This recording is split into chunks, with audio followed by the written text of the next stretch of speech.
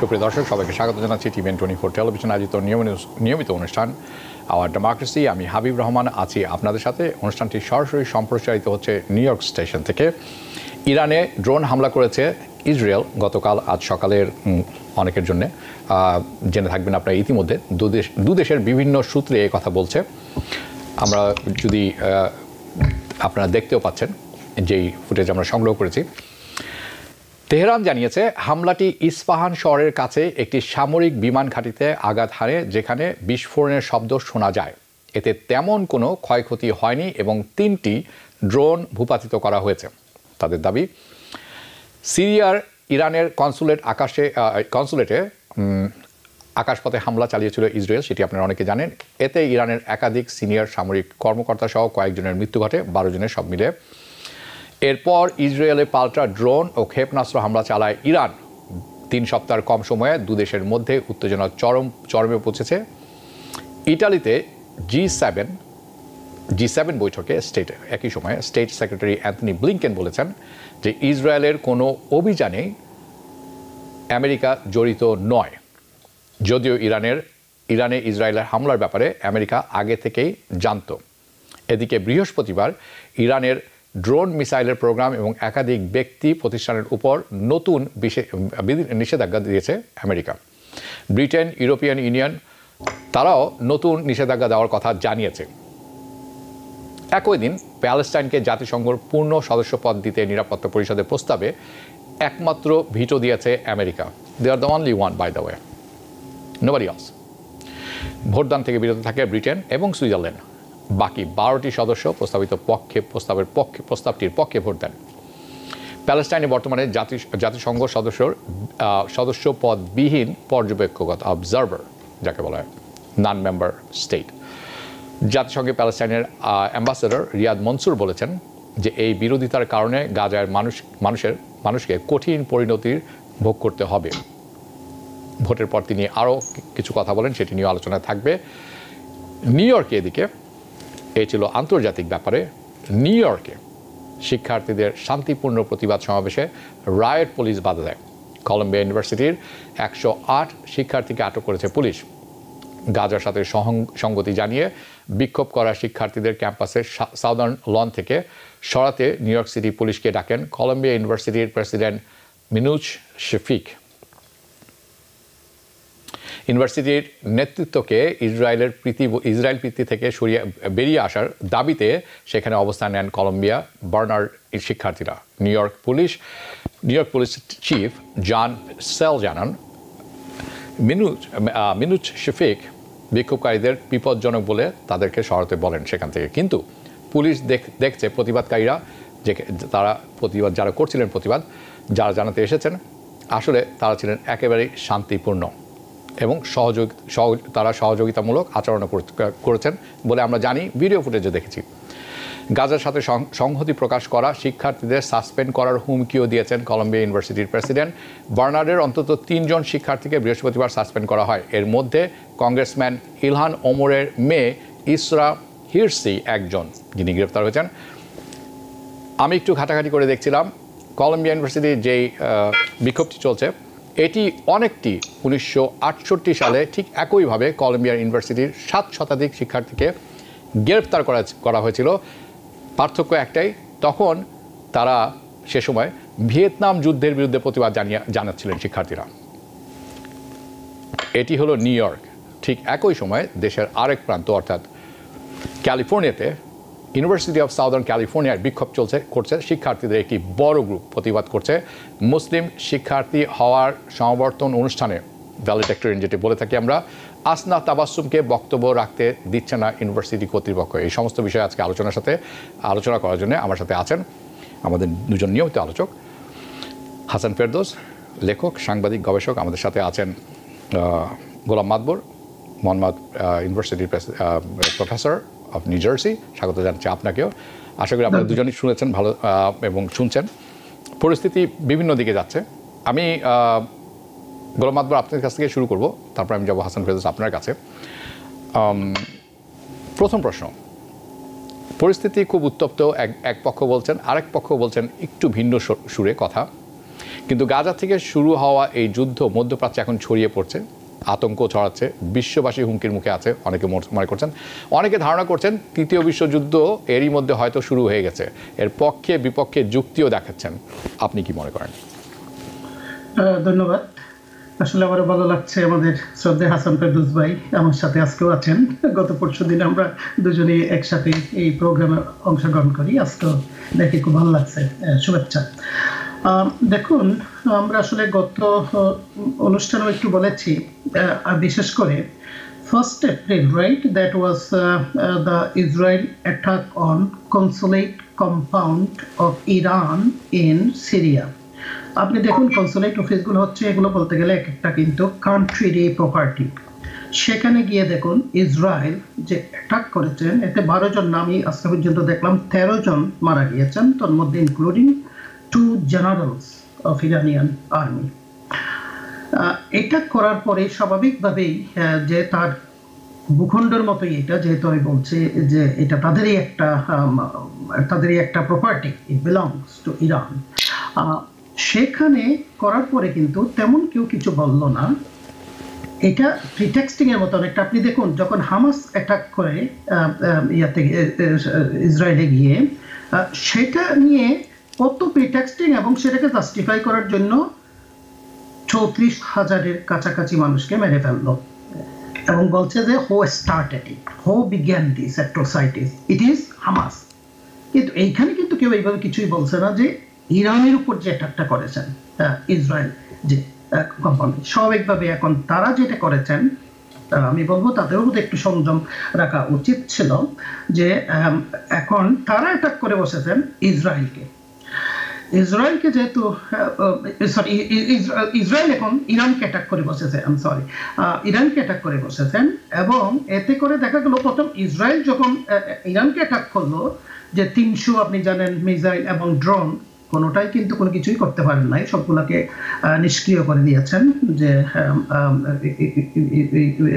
Israel সবগুলোকে নিষ্ক্রিয় করে দিয়েছেন ইরানের অ্যাটাকগুলোকে।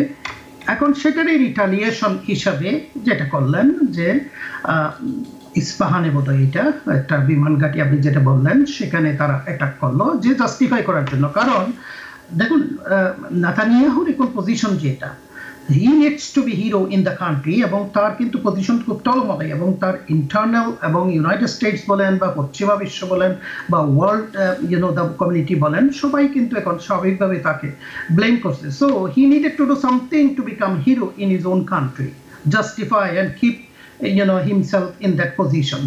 So স্বাভাবিকভাবে সে এখন যেটা করেছেন, এখন ইরান যেটা বলছে যে it did not make that kind of damages, ইরানের সূত্রে আমি যতটুকু জানতে পারলাম, এবং তারা 3টা ড্রোনকে বলেছেন তারা নিষ্ক্রিয় করে দিয়েছেন। So this is what the situation at this point. এখন দেখুন এগুলো ইউনাইটেড স্টেটস যেটা বলছে, ব্লিংকন কন্টিনিউয়াসলি একই সুরে একই কথা, no matter how much he's being squeezed and pressed by the media people, same thing he's saying that we have no idea. But আমরা জানি ইটালির অ্যাম্বাসেডর বলছে, বা আরও যে সোর্স ইনফরমেশনগুলো আসছে, যে how come United State did not know about this. এবং ব্লিংকন এটাও বলছে যে ইসরায়েল তার নিজের সিদ্ধান্ত নিজে নিচ্ছে, এবং আমরা বলছি এটাকে ডিএসকেলেট করার জন্য। So I think if you read between the lines, there are something that I sense, that is the honesty that we need to actually question. Are we really getting the fact, real fact, or is the twisted fact? So এই পর্যায়ে আমি যেটা বলবো, যে আসলে উভয়ের বোধহয় উচিত হবে এখানে হারা এবং জিতা। Because people sneeze. Because not everyone washes their hands. Because kids touch a lot of things. Set a date to get your flu and COVID shots and RSV if eligible. Because if you're wondering, should I get my flu and COVID shots? Think about other people. Learn more at nj.gov/health/vaccines. তো এখানে আমি যেটা বলবো, আসলে দেখুন ইরানের সূত্র এখন যেটা বলছে যে it did not affect that much, because আমরা জানি সেখানে একটা বিমান ঘাঁটি আছে তাদের, এবং সেখানে নিউক্লিয়ার ফ্যাসিলিটিজও একটা বলতেছেন ল্যাব আছে। কিন্তু ইন্টারন্যাশনাল অ্যাটমিক এনার্জি কমিশন যেটা অ্যাসোসিয়েশন যেটা বলেছেন, যে আসলে it did not affect that nuclear plant. So I hope this is going to stop here. And also আমরা জানি যে ইসরায়েলে যখন ইরান অ্যাটাক করেছেন 300 যে missile and drone, also that the 99% projectile দিয়ে ওরা নিষ্ক্রিয় করে দিয়েছেন, সেখানেও কিছু হওয়ার নাই। আশা করি they are going to stop there. But the thing is that the politics behind it, the power behind it, আমরা জানি যেখান থেকে, আমার মনে হয় we need some kind of the clear cut message from them. Okay, thank you. আমি হাসান ফেরদৌস আপনার কাছে যাব। একটু এলাবোরেশনের প্রয়োজন আছে এখানে।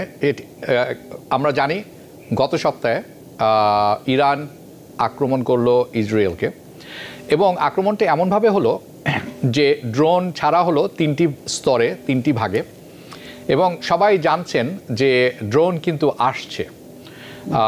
আপনিও জানছেন বাসায় বসে, আমিও জানছি, ইসরায়েলের যারা আছেন তারাও জানছেন। আমরা চা খাচ্ছি আর অপেক্ষা করছি যে চা পান করছি, খাচ্ছি না, পান করছি আর অপেক্ষা করছি ড্রোন কবে যে পৌঁছবে ইসরায়েল, এরকম একটি ব্যাপার। স্কাড মিসাইল নয়, সেটি সাদ্দাম হোসেন, আমি দুঃখিত, চলে আসছে অনেক আগের কথা। ক্রুজ মিসাইলস মারা হলো প্রায় 150-এর মতো, কেউ বলছেন 120, 150, 130। এবং আমরা খুব বড় একটি কর্মযজ্ঞ দেখলাম সেখানে। ফ্রান্স, ইউনাইটেড স্টেটস, জর্ডান সবাই একত্র হয়ে এই মিসাইলগুলি ফেলে দিলেন, ড্রোন ধ্বংস হয়ে গেল, বিরাট একটা উত্তেজনার অবসান ঘটল। তার পরপরই আমরা অপেক্ষা করছিলাম ইসরায়েল কোন দিন আক্রমণ করবে, এবং অনেকেই আশা করছিলেন সেই আক্রমণটি ব্যাপক আকারে হবে, এবং সেটি যদি হয়, কারণ আমরা জানি যে সবাই জানেন ইসরায়েল ইজ আ রোগ স্টেট বলে আমরা জানি, এবং Netanyahu Bibi he is crazy as one can be, এবং যে কোনো কিছু উনি করতে পারেন বলে অনেকে মনে করেন। কাজেই গতকাল আমরা তাদের আক্রমণ দেখলাম, এবং প্রথম আমি তখন লাইভ আরেকটি অনুষ্ঠান করছিলাম, এবং তখন ব্রেকিং চলছিল, অবস্থা তখন বোঝা যাচ্ছিল না। বিভিন্ন অসমর্থিত সূত্রে আমরা শুনছিলাম একই সাথে সিরিয়া, ইরাক এবং ইরানের কয়েকটি জায়গায় আক্রমণ করা হয়েছে। আজ আমি বেশ কয়েকটি জায়গায় খবর নিয়েছি, এবং সেটিতে একটি ব্যাপার আমার কাছে পরিষ্কার হয়েছে যে সিরিয়া এবং ইরাকে আক্রমণ করা হয়নি। এটি একটি মোটামুটি ভুয়া তথ্য বলা যেতে পারে। যেটি আমরা জানতে পেরেছি সে ইরানে আক্রমণ হয়েছে, এবং তাও একটি বিমান ঘাঁটিতে। সেখানেও ইরানের দাবি যে তারা বেশিরভাগ ড্রোন অথবা মিসাইল ধ্বংস করতে পেরেছেন, একটি আঘাত করেছে তাদের একটি বিমানবন্দরে।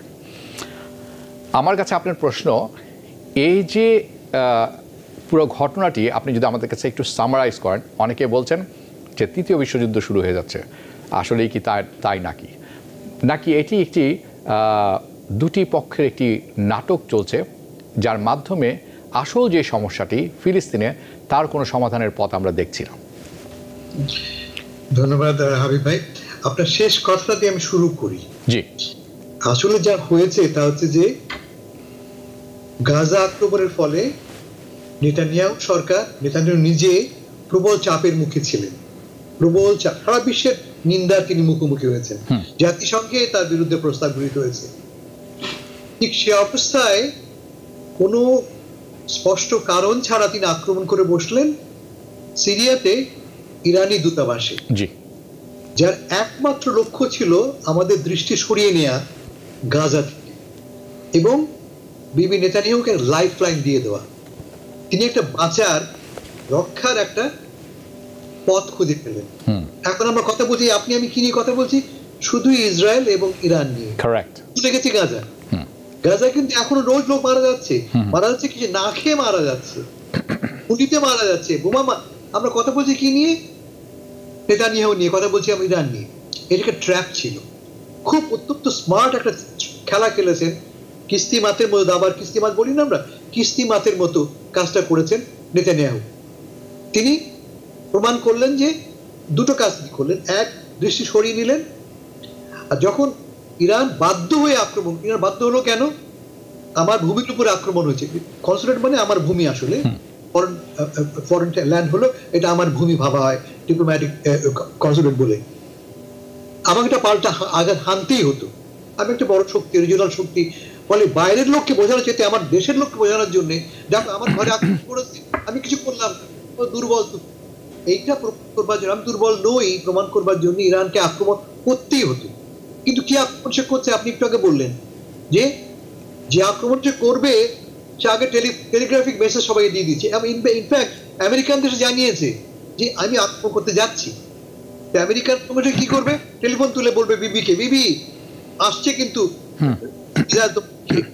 এবং টেলিভিশনে টেলিকাস্ট করা হচ্ছে যে এই যাচ্ছে, বিকজ এরা স্লো মুভিং ড্রোন, যে ড্রোনগুলি ক্রুজ মিসাইলের ড্রোনগুলি খুব স্লো মুভিং, আপনি দেখতে পারেন যে আপনার দিকে ধেয়ে আসছে 140 মাইল বেগে চলে, এবং সবগুলি প্রতিটি প্রায় 300 বলা হচ্ছে, 300টি ইসরায়েলে পৌঁছানোর আগেই ধ্বংস হলো। মানে কি এই যুদ্ধটা, এই যে যুদ্ধটা হলো এর মানে কি, that Israel is invincible, Israel কোনোভাবে পরাজয় স্বীকার করবে না, অপ্রতিরোধ। এই তো প্রমাণিত হলো। ইসরায়েলের পাশে কে আছে? ইসরায়েল তো যুদ্ধ করেছে মার্কিন যুক্তরাজ্য, ফ্রান্স, তার সঙ্গে যোগ দিয়েছে জর্ডান, অংশ যোগ দিয়েছে মিশর, এমনকি ইউএই পর্যন্ত যোগ দিয়েছে। তাহলে কি দাঁড়ালো? ইসরায়েল একা নয়, দুদিন আগে ইসরায়েল সম্পূর্ণ একা ছিল, কিন্তু ডিপ্লোম্যাটিক্যালি, পলিটিক্যালি, ইভেন ইকোনমিক্যালি সম্পূর্ণ একা। সেই ইসরায়েল অকস্মাৎ চারদিকে বন্ধু তার, এবং সবচেয়ে পাওয়ারফুল বন্ধু, বিশ্বের সমস্ত পাওয়ারফুল কান্ট্রিগুলি তার সাথে আছে। তেমন নয়, তাকে ডিফেন্ড করছে। অন্যদিকে ইরানের পক্ষে কে আছে? কেউ নেই, সে একা। এই আমরা একদিন বলছি রাশিয়া, চীন, কই কেউ তাকে তো আয়রন ডোম দেয়নি। এই যে ডিসপ্যারিটি সম্পর্কে এই যে এক্সপোজড হলো, 100 ভাগ লাভ হলো নেতানিয়াহু সাহেবের, এবং তাকে এই মুহূর্তে সরানো খুব ডিফিকাল্ট হবে। এটা একটা ব্যাপার। আজকে যে হামলাটা হয়েছে, শুক্রবারে যে হামলাটা হয়েছে, আপনি অফ করে দেখবেন, এর আগে কথা বলতে ভুলে গেছি, বলা ভালো যে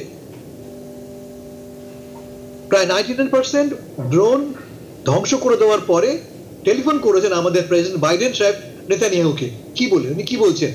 বিবি, ইউ হ্যাভ ওয়ান, তুমি জিতে গেছো, take the win and stop it. তুমি যুদ্ধে জিতে গেছো, তুমি জয়টাকে নাও, আর এগিয়েও না তুমি। কারণ বাইডেন সাহেব চাচ্ছেন না যুদ্ধটাকে বাড়াতে, তিনি বিবির পাশে আছেন, বিবিকে তিনি $17 বিলিয়ন পাঠাচ্ছেন দুদিন পরেই, কিন্তু তিনি চান না যুদ্ধটা বাড়ুক। কারণটা কি? সামনে নির্বাচন। ইনি আমি অনেক কথা বলেছি, আমি রিপিট করতে চাই না। আমি এই মুহূর্তে তিনি যুদ্ধ বাড়াতে চান না এখন। কিন্তু বিবির জন্য লাভজনক কোনটা? বিবির জন্য লাভজনক হচ্ছে আঘাতটা করা, এটা প্রমাণ করবার জন্য যে আমাকে তুমি আঘাত করেছো, আমি তোমাকে আঘাত করে ছাড়বো না। তার দেশের ভেতরে বিবির চেয়েও 3 গুণ রাইটিস্ট হচ্ছে তার মন্ত্রীরা। এক মন্ত্রী বিন গাভির, তিনি বলেছেন যে হামলাটা হয়েছে খুব উইক, ভেরি ফিবল, খুব দুর্বল আঘাত হয়েছে, আরো শক্তভাবে করা দরকার ছিল। এই হচ্ছে বিবির কোয়ালিশন। ফলে বটম লাইন হচ্ছে কি, এই যুদ্ধে আমার চোখে ইরান 0, ইসরায়েল 12। ওকে, গোলের কথা বলছি আমি, 12 গোল ইসরায়েল দিয়েছে, 0 গোল ইরান। ওকে, আপনি কতগুলো বিষয় এনেছেন এখানে, আমি আসছি এই প্রসঙ্গে।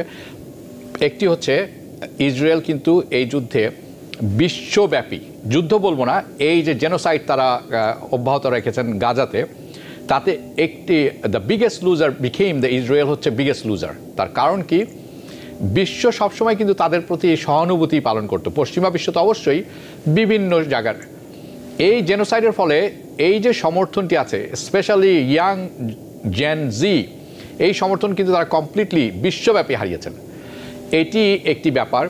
নেতানিয়াহু চাপে আছেন বিশ্ব নেতৃবৃন্দের কাছ থেকে, তার বাসায় অর্থাৎ ইসরায়েলের অভ্যন্তরে যে চাপে আছেন, সেটি কিন্তু গাজায় হত্যাযজ্ঞ হচ্ছে সেই জন্য নয়, ওনাকে সরাতে হবে কারণ উনি বেশি ডানপন্থী, অন্যজন আসতে হবে এইটির কারণে। তো বিভিন্ন জিনিস আছে, আপনি টাচ করেছেন, আমি আসছি ব্যাপারে। আমি গোলাম মাদবর আপনার কাছে যাব, আমাদের সময় কম, আমরা সংক্ষিপ্ত করে প্রশ্ন করব, সংক্ষিপ্ত করে উত্তর করব। বাইডেন প্রশাসনের দাবি ইসরায়েলের কোনো অভিযানেই জড়িত নয় আমেরিকা, কিন্তু গাজায় হামলার ক্ষেত্রে আমেরিকা ইসরায়েলকে আর্থিক, সামরিক, গোয়েন্দা সব তথ্য দিয়ে সাহায্য করছে। ইরানের হামলার ব্যাপারেও আগে থেকে তারা জানতেন। এর মানে সরাসরি না হলেও পরোক্ষভাবে আমেরিকা ইসরায়েলের যা করছে সব কিছুর সাথে জড়িত এবং তাদের সম্পূর্ণ সমর্থন রয়েছে। অদূর ভবিষ্যতে এই জন্য আমেরিকা কি কোনো পরিণতি ভোগ করতে হবে? তারা কি বিশ্বব্যাপী কোনো যে তারা যে তাদের যে মোরালিটি দেখিয়ে থাকেন, তাদের যে ফরেন পলিসি আছে, আমরা আরেকটি ব্যাপার জানি যে foreign policy is not about morality, foreign policy is about power. এটির কোনো হেরফের হতে পারে বলে কি আপনি মনে করেন? আমি ইলেকশনের ব্যাপারে যাচ্ছি না অভ্যন্তরীণ, কারণ এটি একটি আলাদা বিষয়, আমি পরে আসছি। আসলে দেখুন, ফরেন পলিসি আমরা জানি it's not only the Israel isolated in the world, is United States two.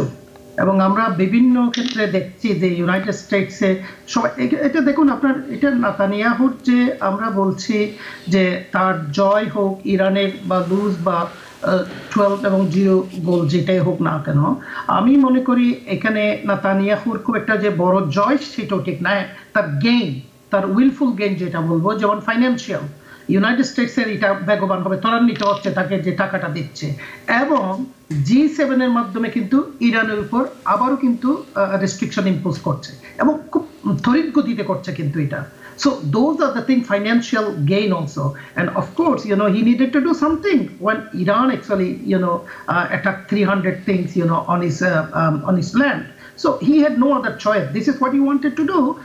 কিন্তু আলটিমেটলি কিন্তু আপনি দেখেন ইসরায়েল এবং ইউনাইটেড স্টেটস, একটা ছোট বাচ্চাও জানে যে ইউনাইটেড স্টেটস বলছে তারা কিছু জানতো না, এদিকে ব্লিংকেন বারবার বলছে যে আমরা জানি না, এখানে United states is not involve, but I think people are not that stupid. People can understand the green signal coming from where, in terms of resources, in terms of intelligence, everything you are providing, say that no, we are not, we are hands off. And কার যে munition গুলো, কার যে weapon গুলো use করছে, so these are questionable. আপনি এখানে স্বাভাবিকভাবে United states কিন্তু সারা ওয়ার্ল্ডে কিন্তু এর জন্য কিন্তু আমরা জানি যে বিতর্কিত. It's not only the Israel. So US foreign policy, আপনি ঠিকই বলেছেন, it's about power, right? Israel foreign policy কিন্তু স্বাভাবিকভাবে মানুষ, not Israel foreign policy, I mean any foreign policy, I mean বিতর্কিত, right? ওকে, আমি আসছি এই ব্যাপারে। আমি হাসান ফেরদৌস আপনার কাছে যাব, দুটি প্রশ্ন থাকবে। একটি থাকবে, কিন্তু তার আগে এই কথাটি বলে নেওয়া ভালো, সেটি হচ্ছে আপনি বলেছিলেন বিবি 12 ইরান 0, এখান থেকে শুরু করি। আমরা জানি এখন কি হচ্ছে, এবং সত্যিকার অর্থে যদি সত্যি দুই পক্ষকে সত্যিকার মারণাস্ত্র পাঠাতেন, তাহলে যত আয়রন ডোমই থাকুক না কেন কিছু না কিছু আঘাত আপনার কাছে আসতো। এটি একটি সত্য কথা আমরা ধরে নিই। আরেকটি ব্যাপার হচ্ছে স্যাংশন দেওয়া হয়েছে নতুন করে ইরানের বিরুদ্ধে। ইরানের বিরুদ্ধে স্যাংশন নতুন কোনো বড় ব্যাপার নয়। আমরা এও জানি স্যাংশন যখন দেয়া হয় দেশের প্রেসিডেন্ট, জেনারেল, এদের উপর এটি কোনো প্রভাব পড়ে না, পরে সাধারণ মানুষের উপর ভোগান্তিটা হয় সাধারণ মানুষের। এবং আমরা এও জানি এই স্যাংশনগুলি নিয়েই তারা চলছেন গত 30, 40, 50 বছর। 1969 সাল থেকে 1970 সাল পর থেকে চায়না, রাশিয়া তাদের আছেন, তারা চলে যাচ্ছেন। এখন যে পরিস্থিতি দাঁড়িয়েছে তার মধ্যে আরেকটি নতুন জিনিস দাঁড়ালো, সেটি আমি কিছুক্ষণ আগে বলছিলাম যে ইসরায়েলকে সমর্থন দিয়ে যাচ্ছে আমেরিকা অনেকটি নগ্নভাবে, কোনো কিছু তোয়াক্কা না করে। যে হিউম্যানিটি, মোরালিটির আমরা মরল, সেটির কোনো কিছুই আমাদের গায়ে বাঁধে না। যখন আমরা দেখছি ছোটো ছোটো বাচ্চারা মারা যাচ্ছে একের পর এক, বেশিরভাগ যারা নিহত হচ্ছেন তারা বেশিরভাগই women and elderly, it doesn't bother us. এর ঠিকই একই সময়ে আমরা শুনছি আমেরিকার প্রশাসনের কাছ থেকে যে তারা বলছেন টু স্টেট সলিউশন, দুটি স্টেট হতে হবে, ফিলিস্তিন স্টেট অ্যান্ড ইসরায়েল স্টেট। এটি জোরসোরে বলছেন অভ্যন্তরে, এবং তারা ইউনাইটেড নেশনসও বলছেন। কিন্তু গতকাল একটি ভোট হয়ে গেল ইউনাইটেড নেশন রেজলিউশনের, যেখানে ফিলিস্তিনকে প্রস্তাবনা করা হয়েছিল ফুল মেম্বারশিপে।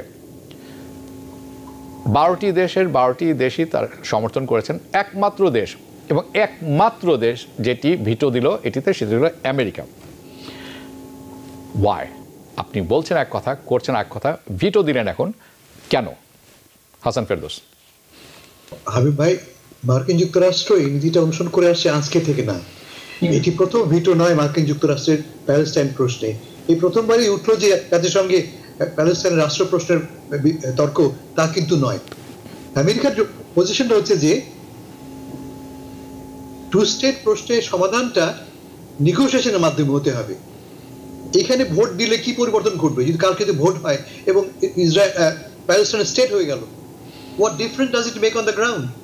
অবস্থা তো মোটেই বদলাচ্ছে না, কারণ গাজায় যুদ্ধ চলছে, গাজার প্রশাসনে আমার নিয়ন্ত্রণ নেই। ফলে America has a good point. যে কথাটা বলেছে ইংল্যান্ড কিন্তু ভোটে বিরত ছিল, কেমন? তার ফলে কি দাঁড়াচ্ছে যে ওরা বলছে যে আমি এর পক্ষে, ইসরায়েল রাষ্ট্রের পক্ষে, কিন্তু এই মুহূর্তে রাষ্ট্র হওয়া সম্ভবপর নয়। তার কারণ রাষ্ট্র হবার জন্য যে মেকানিজম প্রয়োজন, সেই mechanism is not in place. ফলে America has a good point. কিন্তু আমরা এও জানি যে যদি আপনি শুনে থাকেন রিয়াদ মনসুরের বক্তব্য, পুরো ব্যাপারটা সিম্বলিক, পুরো ব্যাপারটা যে এই মুহূর্তে কেন তোলা হলো প্রস্তাবটা, তার কারণ সারা বিশ্ব প্যালেস্টাইন প্রশ্নে অনেক সহানুভূতিশীল। প্যালেস্টিনিয়ানরা আশা করেছিল যে এই সহানুভূতিটিকে ব্যবহার করে তারা রাষ্ট্র প্রশ্নে বিশ্বের সমর্থন আদায় করে নেবে। কিন্তু America remains consistent on it's policy on Palestine. তা হচ্ছে যে টু স্টেট প্রশ্নে এই দুই দেশের মধ্যে, প্যালেস্টাইন এবং ইসরায়েলের মধ্যে সরাসরি আলোচনা হতে হবে এবং আলোচনার পরিপ্রেক্ষিতে সমাধান হবে। এটা একটা ব্যাপার। Because people sneeze. Because not everyone washes their hands. Because kids touch a lot of things. Set a date to get your flu and COVID shots and RSV if eligible. Because if you're wondering, should I get my flu and COVID shots? Think about other people. Learn more at nj.gov/health/vaccines. America প্রথম দিন থেকে from 1940 আপনি জানেন Israel রাষ্ট্র ঘোষণার কয়েক ঘন্টার মধ্যে আমেরিকা ইসরায়েলকে স্বীকৃতি জানায়। আমাদের বাইডেন সাহেব যখন প্রথম গেলেন ইসরায়েলে নেতানিয়াহু কোলাকুলি করতে, উনি কি বলেছিলেন যে আমরা মাত্র কয়েক ঘন্টার মধ্যে তোমার স্বীকৃতি দিয়েছি। তিনি মনে করে দিয়েছেন, আপনাকে আরো মনে করে দিই আমি, 1948 যখন কথা উঠেছিল তখন বাদশাহ ফাহাদ ছিলেন, এই বাদশাহ, তিনি ফোন করেছেন প্রেসিডেন্ট ট্রুম্যানকে যে প্লিজ তুমি একটা কিছু করো আমাদের জন্য। ট্রুম্যান কি বলে জানেন? ট্রুম্যান বলেছিল যে Arabs don't vote for me, Jews vote for me. 1940 কথা বলছি আমি। তার মানে পেছনটা হচ্ছে রাজনীতি, মূল ব্যাপারটা জাতীয় স্বার্থ ও রাজনীতি। সেই রাজনীতি ও জাতীয় স্বার্থের কোনো পরিবর্তন ঘটেনি। শেষ কথা বলি আমি, এটা খুব ভালো করে বুঝতে হবে যে আমেরিকার সঙ্গে ইসরায়েলের সম্পর্কটা কৌশলগত, স্ট্র্যাটেজি, মানে দীর্ঘমেয়াদী। ক্ষমতা কে আসলো কে গেল, ইট মেক্স নো ডিফারেন্স। আজকে লেবার, কালকে লিকুড, কিন্তু নীতিটার, পলিসির কোনো পরিবর্তন হবে না ইসরায়েলের এবং আমেরিকার। আমেরিকা নির্ভর করে ইসরায়েলের উপরে মধ্যপ্রাচ্যে ছড়ি ঘোরানোর জন্য। আমার এজেন্ট কি মধ্যপ্রাচ্যে? আমার এজেন্ট মধ্যপ্রাচ্যে ইসরায়েল। ইজিপ্ট হতে পারবে না, ইরাক হতে পারবে না, ইরান হতে পারবে না, কারণ আগামীকাল বা পরশুদিন ইরানে বা ইরাকে বা মিশরে বিপ্লব হতে পারে একটা। যদি বিপ্লব হয়, সেই বিপ্লব হবে মার্কিন স্বার্থ বিরোধী, প্রবল বিপ্লব শক্তি সেখানে ক্ষমতায় আসবে। ফলে এইসব দেশ কোনোভাবেই আমার এজেন্ট হতে পারে না। But Israel, no matter who comes to power, will remain my ally, my partner. সেই কারণে এই সম্পর্কটা স্ট্র্যাটেজিক রিলেশনশিপ এবং this will not change. America will remain steadfastly behind Israel. Okay, আমি আপনার কথা বুঝতে পেরেছি, এমন না যে আমি বুঝছি না। আপনি যেটি বলেছেন এটি ট্রু। কনসিস্টেন্সির কথা যখন আপনি বলছেন 1948 till today they remain consistent, কারণ it serves their purpose. আপনি যেটি বলছেন যে কে তারা বিশ্বস্ত চামচা হতে পারে এবং ছড়ি ঘোরাতে পারে সেখানে, and that is they trust is Israel. They don't trust Arab nations. এবং আপনি সঠিকভাবে বলেছেন। ইনকনসিস্টেন্সির কথা যখন আমি বলছি তখন আসলে আমি অন্য জিনিস ইঙ্গিত করেছিলাম, এবং এটির উত্তর আপনি প্রক্ষান্তরে দিয়েছেন পরোক্ষভাবে, কিন্তু আমি একটু পরিষ্কার করতে চাই। আপনি বলেছেন they won. The US has a good point. I don't think they have a good point. এবং আপনি বলেছেন the mechanism to form a state is not present at this moment. That's a valid point. আপনি এটিও বলেছেন। দুইটি পয়েন্টই আমি ডিসআর্গু করি আপনার সাথে, কিন্তু সেটি আমাদের নিয়ে যাবে, আমরা হয়তো আগামী 7 দিন সেটি নিয়ে বিতর্কে জড়িয়ে যাব। এই অনুষ্ঠানে সেটি সম্ভব নয়, কিন্তু দুটি কথা বলতেই হয়। একটি হচ্ছে to form a state not all the mechanism has to be in place. America itself যখন ফর্ম করেছিল not all the mechanism was in place. এটি একটি কথা হতে পারে। দ্বিতীয় কথা হচ্ছে আপনি যখন ইচ্ছাকৃতভাবে সব বিশৃঙ্খলা বাঁধিয়ে রাখবেন তখন আপনি বলতেই পারেন যে এত বিশৃঙ্খলার মধ্যে একটি দেশ ফর্ম করা সম্ভব নয়, কিন্তু বিশৃঙ্খলাটা কিন্তু আপনিই বাঁধিয়ে রেখেছেন ইচ্ছাকৃতভাবে। এটি আপনাকে স্বীকার করতে হবে। This is also consistent with American policy. both of these two things are consistent. আমি একটু অভ্যন্তরীণ ব্যাপারে একটু আলোচনায় আসতে চাই। এই ব্যাপারে আলোচনা চলবে, ডেভেলপিং স্টোরি। দর্শক আপনারা যারা দেখছেন, আমরা এটি চোখ রাখবো, এটি আলোচনা চলতে থাকবে প্রতিদিন মানডে থ্রু ফ্রাইডে, আপনারা জানেন সেটি। আমি একটু অ্যাড করতে চাই এই ইস্যুতে আর কি। জাস্ট ইন এ মিনিট ইয়ার আসলে দেখুন এখানে সিম্বলিক ব্যাপার হলেও আমার মনে হয় ইট ওয়াজ ভেরি রিকোয়ার্ড ইম্পর্টেন্ট যেটা সিম্প্যাথি হোক বা যেভাবে আপনার এর আগে জেনারেল অ্যাসেম্বলিতে প্রায় 140 countries out of 193 they also supported it কিন্তু সিকিউরিটি কাউন্সিল স্যার এখন সিকিউরিটি কাউন্সিলে আপনি দেখুন যে আপনি শুধু ইউকে এবং ইউএস এর কথা না অন্যান্য কান্ট্রিগুলো যে তাদের important allies France South Korea Japan 12টা কান্ট্রি ভিতরে তারাও কিন্তু voted in favour of it আর যেটা আমিও আপনার সাথে এগ্রি করি ওই প্র্যাকটিক্যালিটিজের ভিত্তিতে যেটা ইউনাইটেড স্টেট বলছে this is not going to help anyway but গত 75 বছর যাবত যে মূলা যে ঝুলিয়ে রেখেছো এখনো পর্যন্ত 2 স্টেটের কোনো সলিউশন পাওয়া যায় নাই এত ইয়ার গুলো আপনার স্পেন্ড করার পর সেটা আসল কথা হচ্ছে but I think we need also the two state solution of course we do of course we do কিন্তু কেন হয়নি কারণ সদিচ্ছা নেই এটি করতে হলে যে সদিচ্ছা প্রয়োজন যে মেকানিজম প্রয়োজন সেটি মানে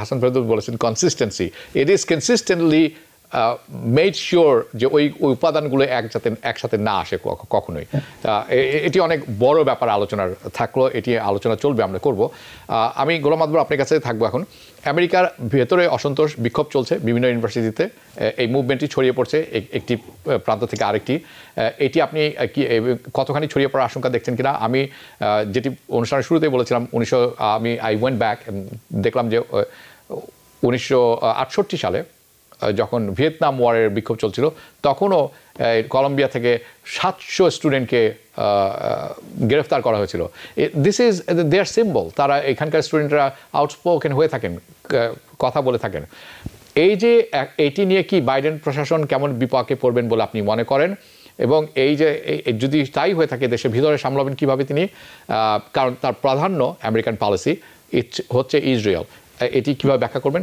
সংক্ষেপে আপনি প্রথমেই বলেছেন generation X because they are the one আমি গত 33 বছর যাবৎ পড়াচ্ছি 7টা কান্ট্রিতে আমি পড়িয়েছি বিভিন্ন ইউনিভার্সিটিতে আমি মনে করি কেউ যদি সত্য কথা বলে এবং ন্যায়ের পক্ষে বলে দিজ আর দ্য স্টুডেন্টস এবং স্টুডেন্টসদের ইস্যুটা আপনার কলাম্বিয়া ইউনিভার্সিটি বলেন হার্ভার্ডে হয়েছে বা ইউনিভার্সিটি অফ সাউদার্ন ক্যালিফোর্নিয়াতে যেটা এখন আমরা দেখছি these are all the backlash এবং এরাই কিন্তু only they stand up they speak the truth and they are the one like more honest হার্ভার্ডে আপনি যেভাবে এটাকে আপনি ডিসমিস করে দিলেন হার্ভার্ডে আপনি জানেন ইভেন প্রেসিডেন্টকে একেবারে নাকের ইয়ার দিতে হলো তাকে ফয়ের দিতে হলো ঠিক একই আপনি দেখেন যে Columbia University president Minouche Shafik right her name is Minush Shafiq she is the one actually now Barnard College which is affiliated with the Columbia University যে আপনি বলেছেন যে ইলহান উমরের মেয়ে তাকে পর্যন্ত সাসপেন্ড করা হয়েছে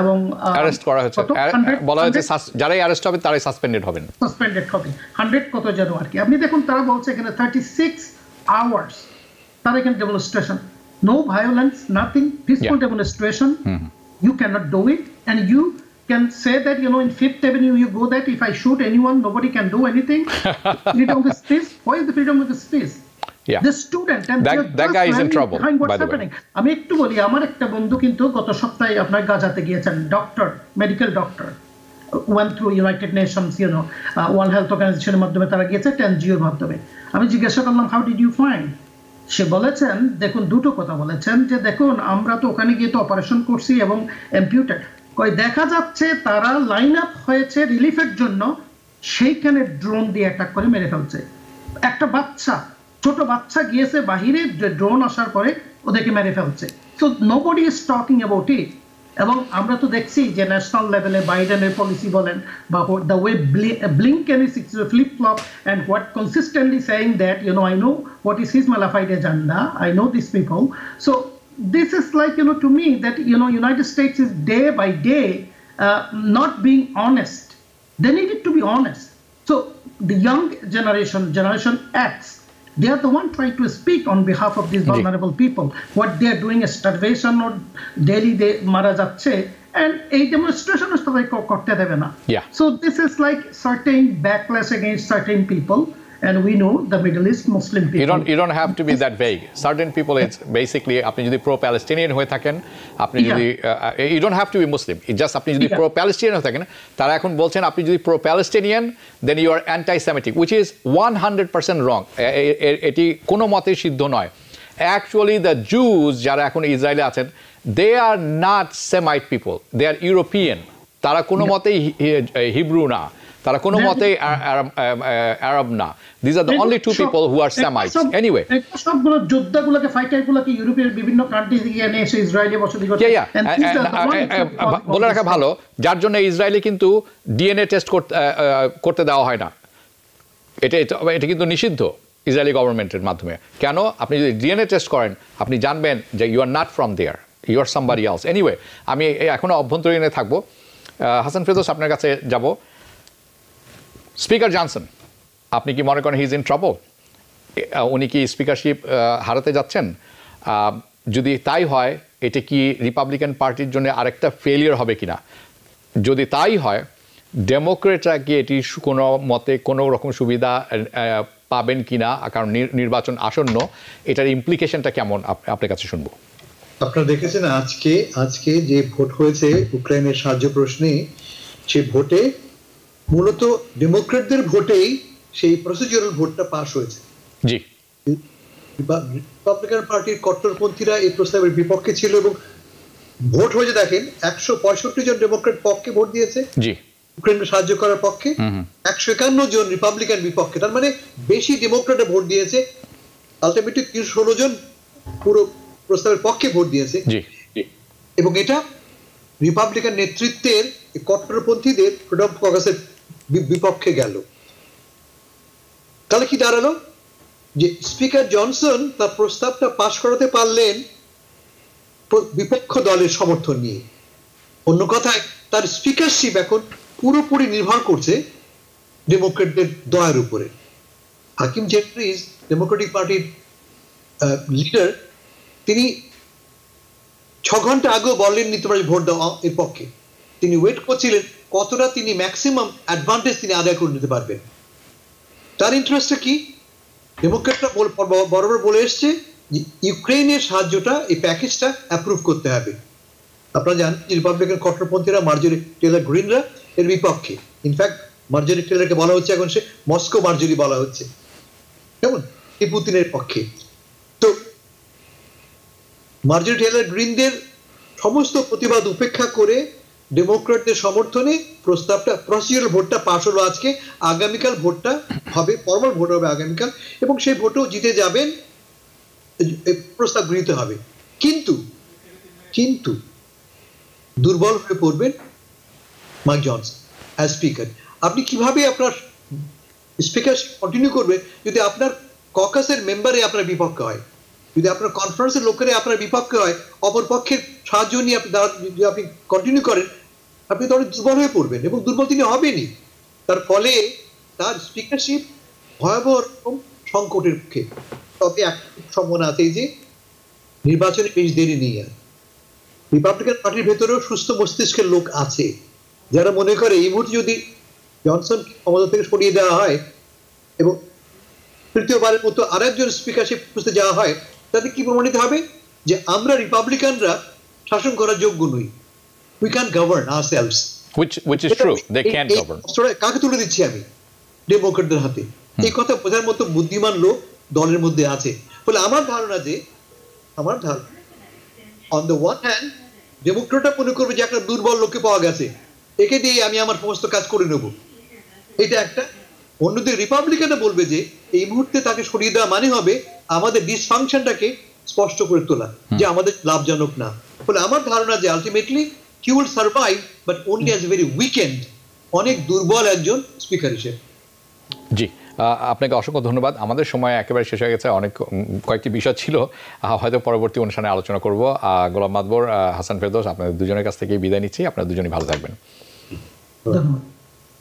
দর্শক, অনুষ্ঠানটি শেষ করার আগে কিছু কথা বলে রাখা উচিত। গতকাল যখন এই ইসরায়েলের আক্রমণ আমরা খবর পেলাম ইরানে, তার ঘন্টা দুয়েক আগেই আমাদের কাছে খবর এসেছিল যে there is a গ্রিন লাইটটা কে দিয়েছেন? বাইডেন প্রশাসন দিয়েছেন ইসরায়েলকে একটা কনসেশনটা হচ্ছে তারা অসমর্থিত সূত্রে ভিতর থেকে পাওয়া খবরে যে তারা ইসরায়েলকে অনুমতি দিচ্ছে গাজা রাফায় আক্রমণ করার অনুমতি তারা দিবে ছোট আকারের, বিনিময়ে ইসরায়েলকে বলতে হবে তারা ইরানে আক্রমণ করবে না। এটি মোটামুটি আমাদের জানা ছিল আক্রমণ হওয়ার আগ পর্যন্ত। আপনারা অনেক সময় জানেন ভিতরের যে খবরগুলো আসে অনেক সময় সেটি পরিবর্তন করা হয় শেষ মুহূর্তে, এবং কিছু সময় অনেক সময় বিভ্রান্তিকর তথ্য থাকে, কাজেই সেটি আমরা প্রকাশ করিনি সেই সময়। But this was inside news. যখনও আক্রমণ হলো তখনও বিভ্রান্তি ছড়ানো হলো, বলা হলো সিরিয়া, ইরাক এবং ইরানে একই সময়ে আক্রমণ করা হয়েছে, এবং বেঞ্জামিন নেতানিয়াহু এবং ইসরায়েলি গভর্নমেন্ট আপনারা যতটুকু জানেন they are not human, they look human, they are not, তারা মানুষরূপী শয়তান, তারা যে কোনো কিছু করতে সমর্থ রাখেন, কোনো কিছুতে তাদের বাঁধবে না। কারণ আপনারা যে চিত্র দেখছেন গাজায়, এটি কোনো সাধারণ মানুষের পক্ষে সম্ভব নয় আপনি যদি একেবারেই পশু না হন, পিশাচ না হন। কাজেই তখন আমরা ভয় পেয়েছিলাম। এবার মনে হয় ইসরায়েল যেভাবে আক্রমণ করার কথা সেভাবে করে থাকলে একটি বড় রকম আঞ্চলিক যুদ্ধ ছড়িয়ে যেতে পারে, কিন্তু আদতে দেখা গেল তাদের আক্রমণও ঠিক মেজার করা। এটি একটি ভালো খবর, this is a good news. অনেক অনেক খারাপ নিউজ যখন চলছে, this is a good news. আমরা it's a developing news, developing story, আমরা চোখ রাখছি সেদিকে। কাজে আপনারা থাকবেন আমাদের সাথে। একই সাথে আমরা বলবো প্লিজ যারা আপনারা যে যখন পারবেন, যেভাবে পারবেন ফিলিস্তিনি জনগণের পাশে দাঁড়ানোর চেষ্টা করবেন, তাদেরকে সহযোগিতা করার চেষ্টা করবেন। They are in a very tough situation. সবাই ভালো থাকবেন, শুভরাত্রি। TBN 24 টেলিভিশন দেখতে আজই কল করুন 7187776556। লগ ইন করুন www.totalcablebd.com। নিউ ইয়র্ক থেকে সম্প্রচারিত TBN 24 টেলিভিশন বিশ্বজুড়ে বাঙালির কণ্ঠস্বর।